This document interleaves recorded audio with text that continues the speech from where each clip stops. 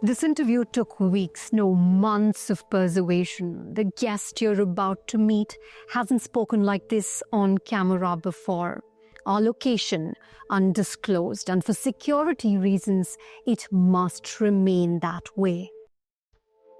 We are moments away from meeting a former Bangladeshi minister, close aide of Sheikh Hasina, chief negotiator with the Gen Zs last year in Dhaka. What he knows could make some in Washington extremely uncomfortable. This is a world exclusive. Hello, Mr. Chowdhury. Hello. Thank you for agreeing to do this interview.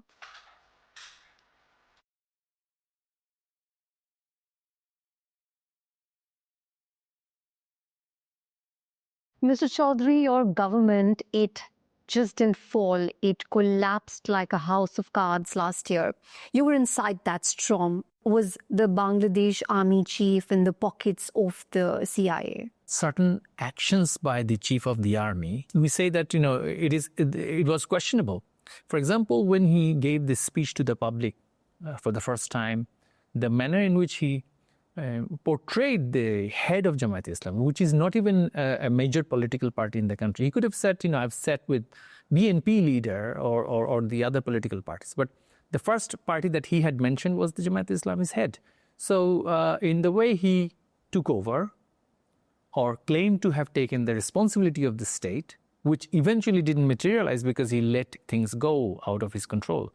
So he promised to the people that he was taking over. He was taking the responsibility. The word that he had used was that I will look after you. I will look after the public property. I will not allow mob violence or retribution or revenge taking across society. But he didn't do any of it. He let them loose. The extreme elements were let loose to do whatever they wanted to do. So, of course, you can't help but to think that he was probably colluding with them. Who is radicalizing the Bangladeshi youth? Elements from different countries are radicalizing. Is this the West? I mean, we've seen even different media outlets like Al Jazeera being used to agitate the radicals, to bring them out on the street. And whether it is Western or Eastern, respectable news outlets, brands have done this in recent past. We've seen incidences where foreign missions were training preachers in the country. I mean, the contents of which we were not very privy to. On social media platforms, when we were regulating or monitoring extreme preaching against women, against children, against liberal learnings of Islam, we were accused of missions like. Of course, I mean, you've seen different foreign missions have declared things in their own way. Is it the U.S. foreign mission? I mean, the social media platforms, if you look at the social media platforms, there were indications where absurd things were being shown. But in the social media platforms of the embassies. For example, on Fridays, of course, America is a secular country, liberal country where the church and the state is separate. But the U.S. Embassy at that time, under the leadership of the envoy of that time, were showing every Friday pictures of mosques across the country with the Jummah Mubarak written on it.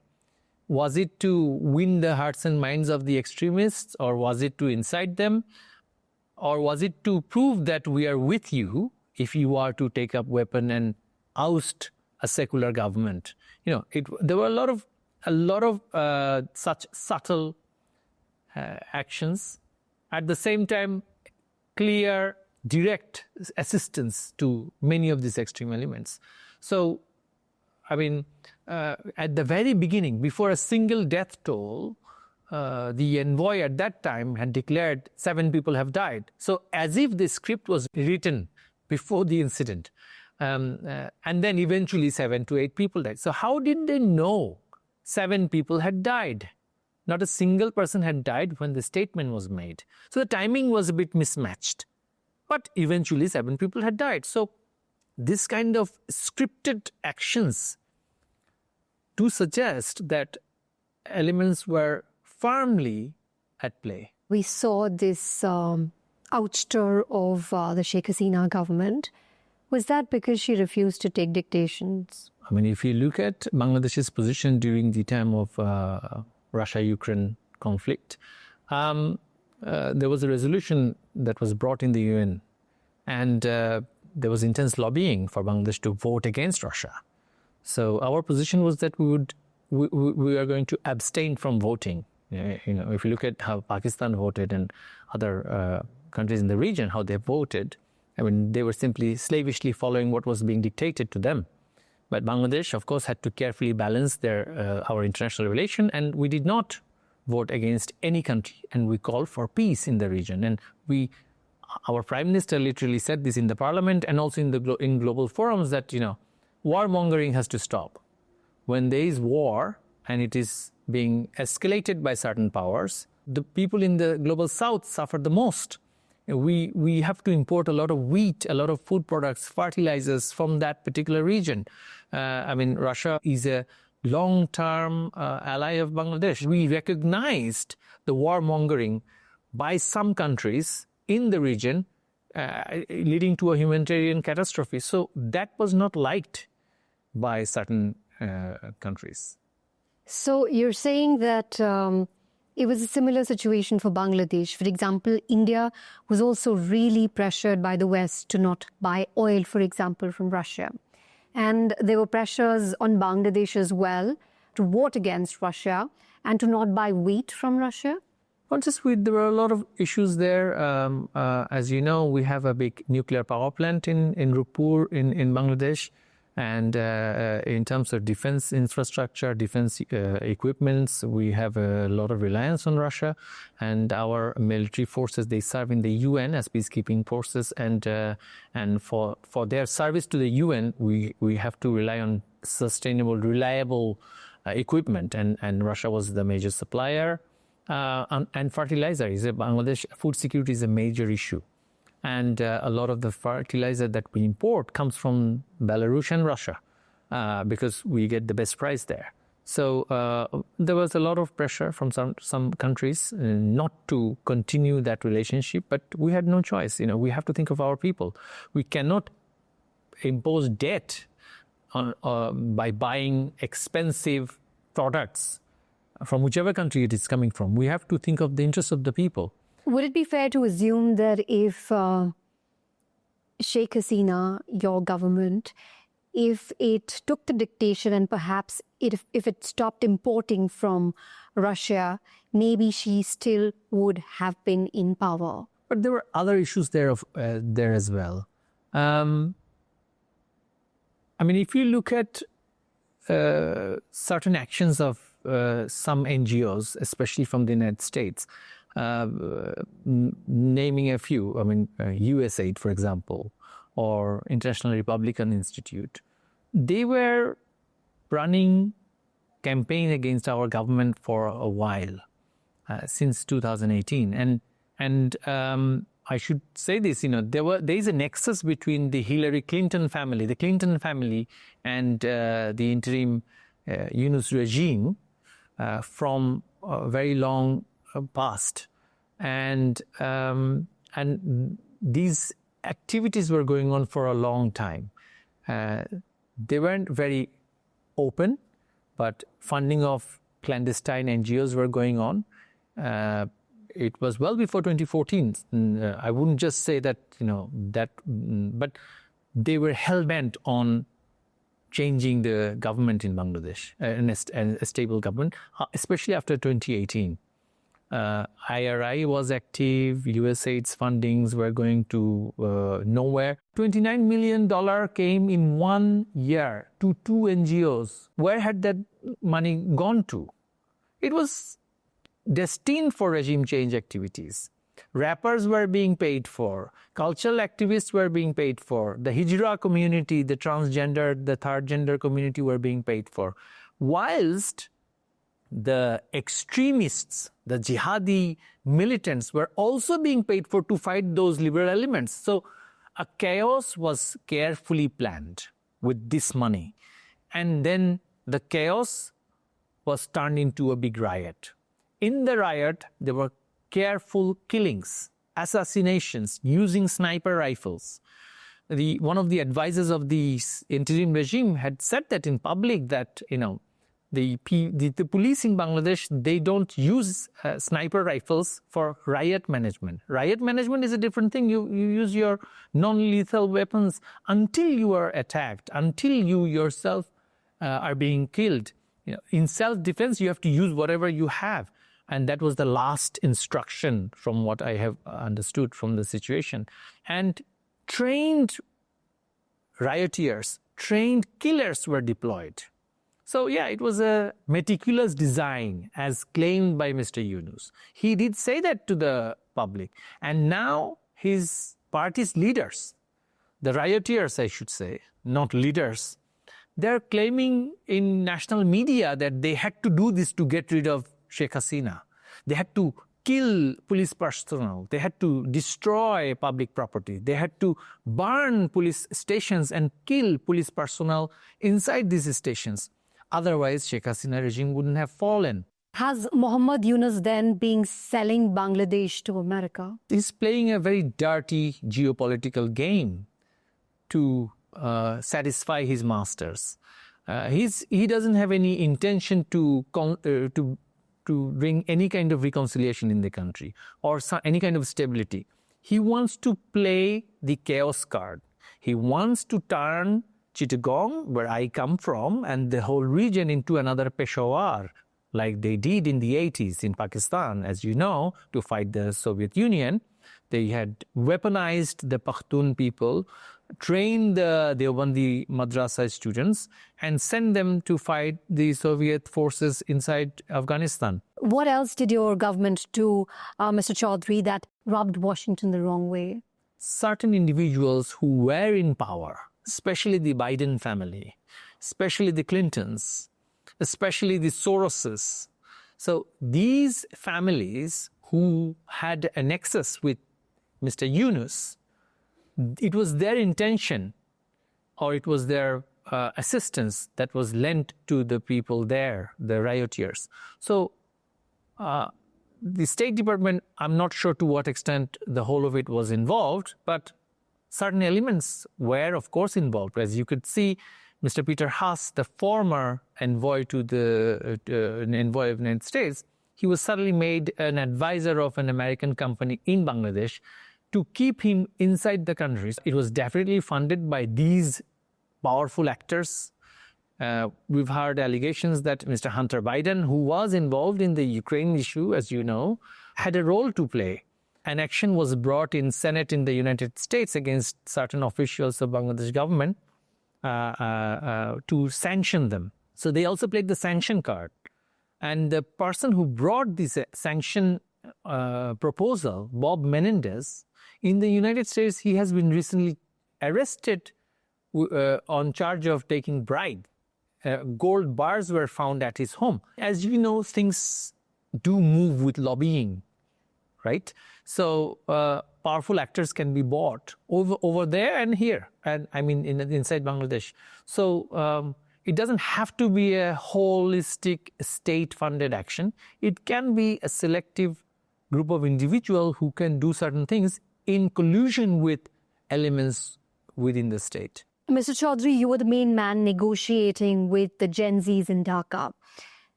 What really happened on the streets? And now we're seeing from Nepal to Madagascar, Gen Z protests, they're toppling governments overnight.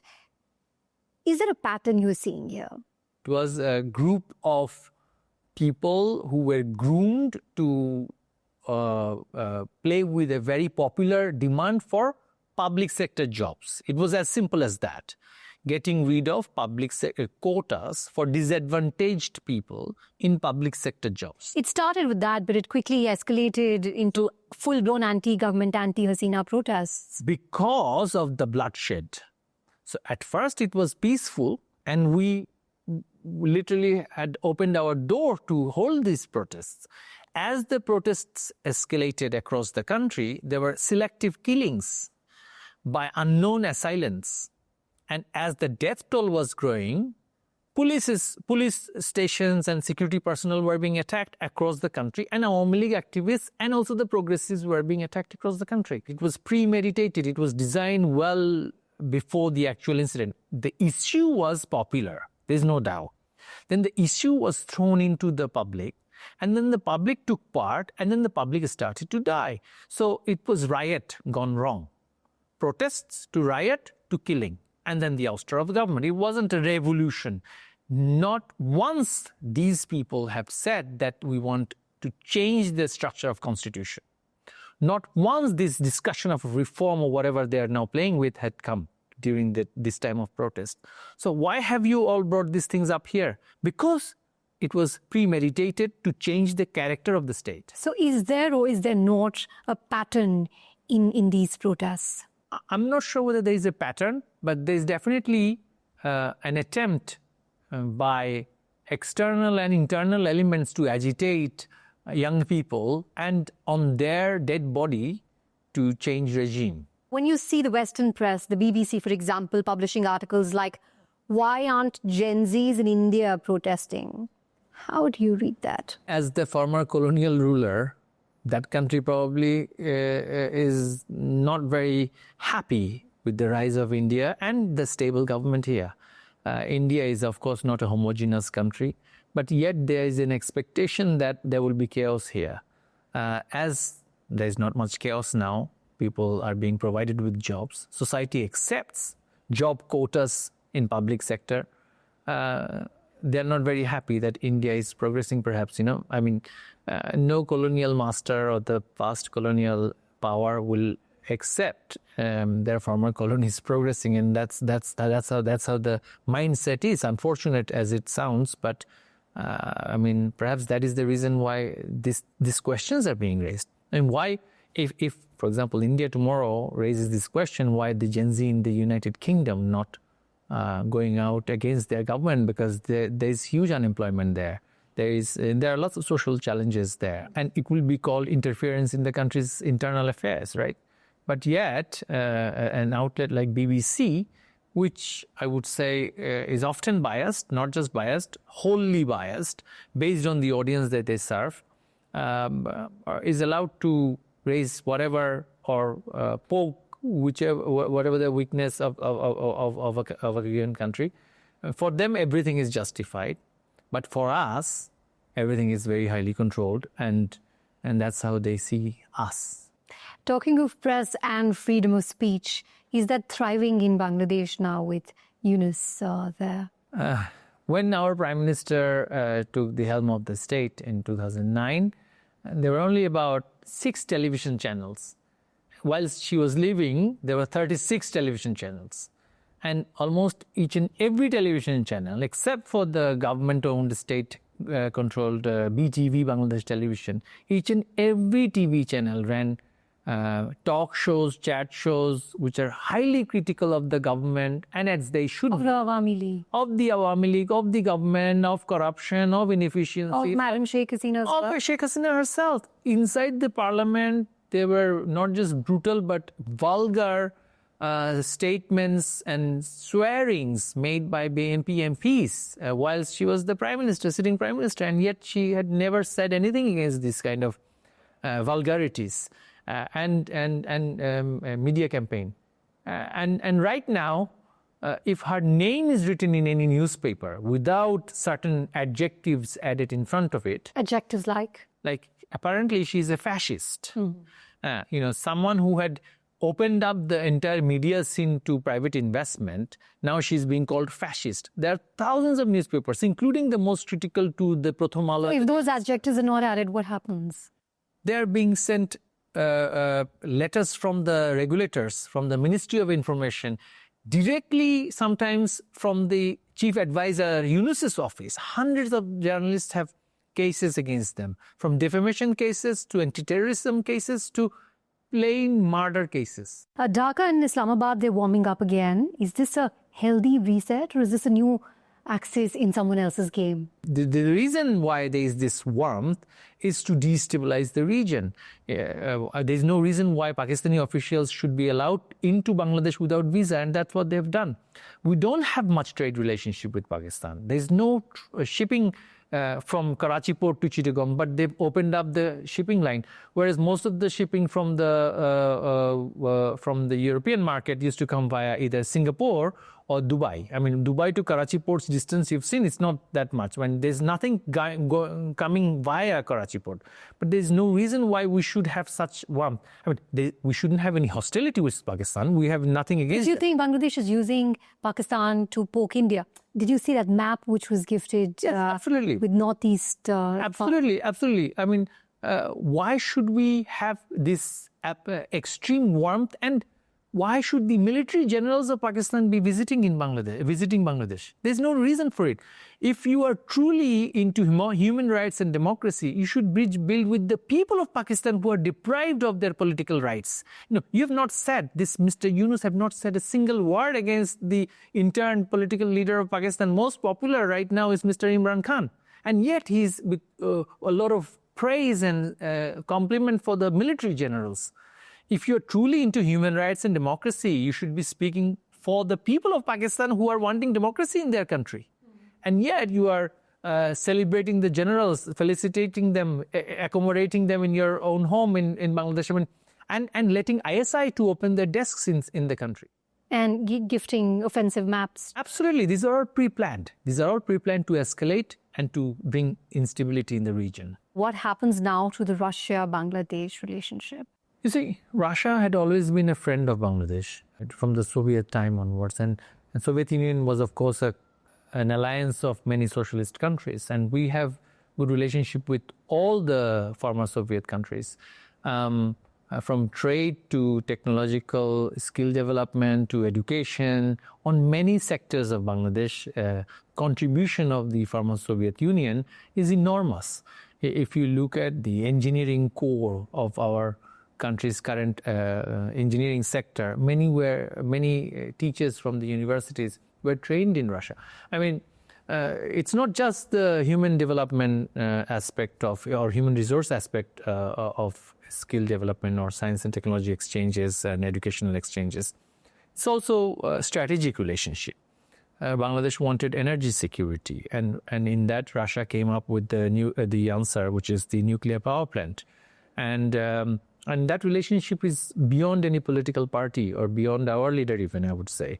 Irrespective of which government is in power, the relationship will continue strongly because the defense forces' reliance on Russia's defense equipment, because of the nuclear power plant, which we have to manage for however long Bangladesh exists, because the nuclear waste will have to be processed in Russia.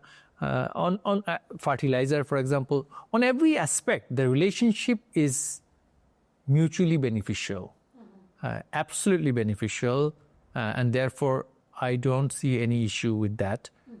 But of course, challenges will always come routinely because some countries will not want Bangladesh to have any mutually beneficial relationship with Russia. Mr. Chowdhury, India has been a great friend of Madam Sheikh Hasina. She's been in India since her ouster. India is somewhat silent now, but how is she? Is India treating her okay? India has a long standing tradition of giving shelter to those who are fleeing unlawful persecution and prosecution. It is India's tradition. And given what has happened in Bangladesh and the fact that she's in India and Indian government has facilitated her stay, I'm sure she's being looked after. She is, of course, a 78-year-old statesman. At this age, the support that she requires, of course, I'm sure all of these things are being given to her. But I should also say that people of Bangladesh are also grateful to the government of India and the people of India, not just for what they have done in 1971, but also till today despite the extreme hostilities which are being shown by these rioteer, anarchist, chaos-mongering religious extremists, India has not stopped export of food grains to Bangladesh. India has not stopped electricity export to Bangladesh. India has not done anything which is detrimental to the interest of the Bangladeshi people. So there's no hostility from the average citizen of Bangladesh. It is these extremist elements now have somehow grabbed power. The manner in which they speak about India is shocking, to say the least. But for the sake of Bangladeshi people, we have to get rid of them. We have to oust them, and we have to bring democracy back into Bangladesh. Now, Awami League, your party, is banned from elections. Do you see yourself, Mr. Chowdhury, and Madam Sheikh Hasina go back to Bangladesh and to power? See, we are living in Bangladesh in our hearts and minds. We have only, in order to save our lives, some of us were fortunate enough to leave and hide in safe places. Only a few of us. Majority of our leaders are there. Our activists are there. They are suffering on a daily basis. We do not want to be active in politics just for the purpose of gaining back power. We represent the majority of the people. So our representative politics must continue. Whoever grabs power is not something we are concerned with right now. We want a free and fair election where all the parties are allowed to take part. But do you think you, Madam Sheikh Hasina, going back to Bangladesh is in the realm of possibility? Absolutely. Absolutely. Right now, they are holding on to power through brute force. On the street, they have paid the underworld of Dhaka, the mafiosi and the criminals and the extremists to run mob violence against anyone who gathers for any kind of protest. And institutionally, they have forced the army to keep them in power. I say they have forced because army is, of course, under the administration. I mean, they have to listen to the civilian administration. They have forced the army to continue their illegal government. So if the army is freed from their coercion, this government will collapse. Mr. Chowdhury, thank you for agreeing to do this interview with us. It's been a pleasure. Thank you very much. Thank you.